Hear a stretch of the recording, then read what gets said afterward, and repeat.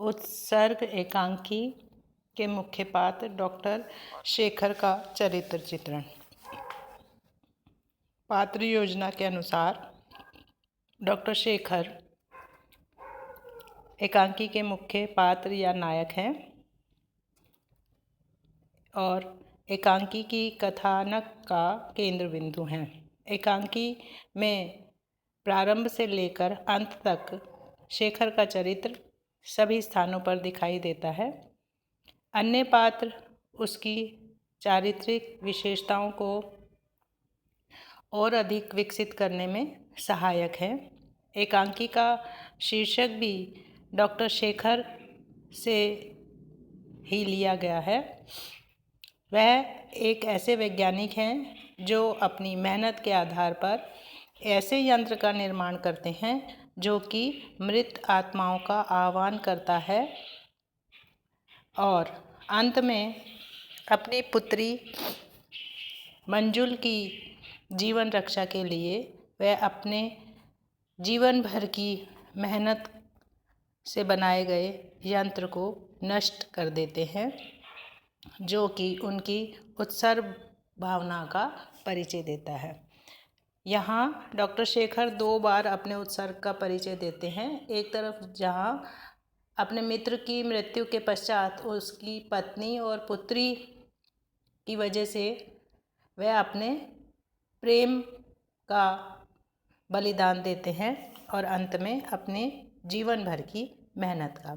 इस तरह से यह एकांकी उत्सर्ग अपने आप में शेखर पर ही केंद्रित है।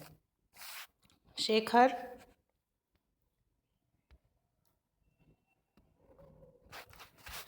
मुख्य पात्र होने के कारण अनेक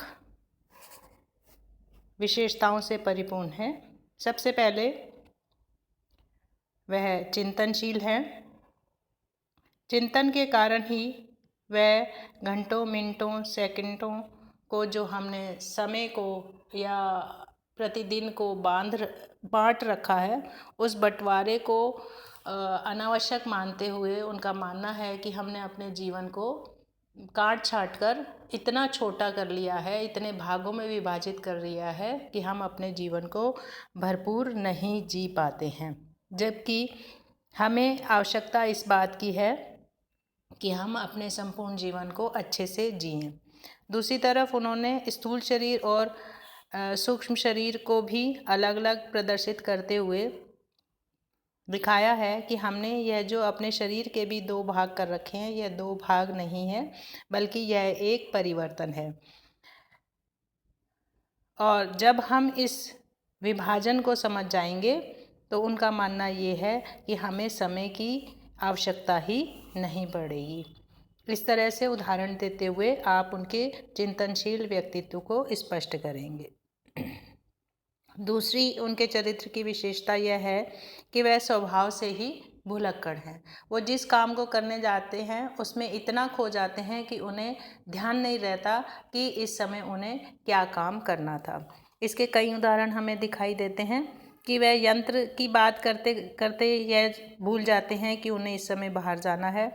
बाहर जाते जाते वह मंजुल से बातें करते करते भूल जाते हैं कि उन्हें किसी दूसरे स्थान पर पहुंचना है।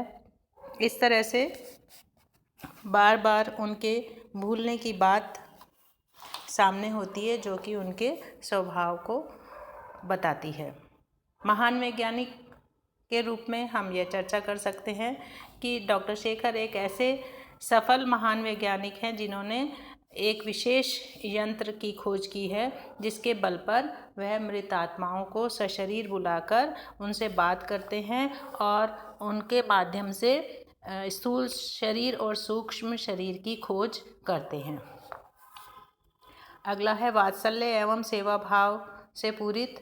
डॉक्टर शेखर वात्सल्य और सेवा भाव से भरे हुए हैं। वात्सल्य का परिचय हमें मंजुल से हुई बातचीत से पता चलता है और दूसरी ओर हमें जब यह पता चलता है कि वह उनकी स्वयं की पुत्री नहीं है, फिर भी वह उसके प्रति इस तरह से भावों से ओतप्रोत हैं। और दूसरा उदाहरण हमें वहाँ मिलता है जहाँ छाया मंजुल को 4 महीने बाद ले जाने की बात करती है, अर्थात उसके मरने की बात करती है। उसे दुखी होकर वह छाया को वापस बुलाते हैं और उसके कहने पर वह उस यंत्र को अपनी पुत्री के जीवन के लिए तोड़ देते हैं और विधवा पत्नी के कार्य के लिए भी वह पूर्ण रूप से समर्पित हैं। अगले अंश में डॉक्टर शेखर अपने मानवीय गुणों से ओतप्रोत हैं, जो हमेशा सच्चाई से अपनी गलती को भी स्वीकार करते हैं और अपने अच्छे कार्य को भी स्वीकार करते हैं। जब छाया देवी प्रेम के बारे में चर्चा करते हुए बताती है कि उन्होंने अपने उत्सर्ग के लिए उनके जीवन को भी समाप्त कर दिया और जिसकी वजह से उन्होंने मृत्यु प्राप्त की है, तो वह सहज रूप से उससे क्षमा मांगते हैं और प्रार्थना करते हैं कि अब उनकी पुत्री के लिए वह उनसे परीक्षा ना ले। उत्सर्ग भावना, आजीवन की गई मेहनत को वह अपनी पुत्री मंजुल के जीवन के लिए तोड़ देते हैं। यह यहाँ उनकी उत्सर्ग की भावना को स्पष्ट करती है। उत्सर्ग की भावना भी यहाँ 2 जगह स्पष्ट होती है। जब पहली बार में वह छाया को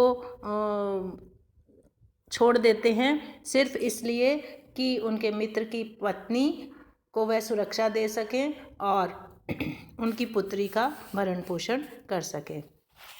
इस तरह से आप इस प्रश्न का समाधान करेंगे।